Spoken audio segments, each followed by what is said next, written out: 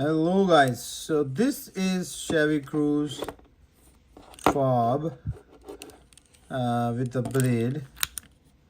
So just want to show you how you can replace the battery of this fob. It's very easy and quick. I never seen like packing like this ever in other fobs. So just open this blade first, make a room here, and then lift here.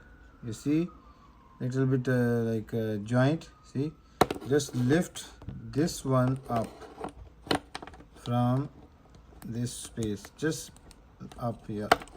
See, look, yeah, look, it's a plastic base and Panasonic CR2032.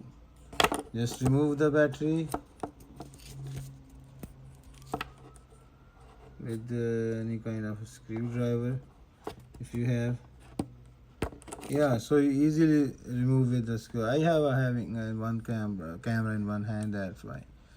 So just remove the battery, replace the battery, and simply put the cap, this cap, kind of plastic cover like this. See? Okay, all good.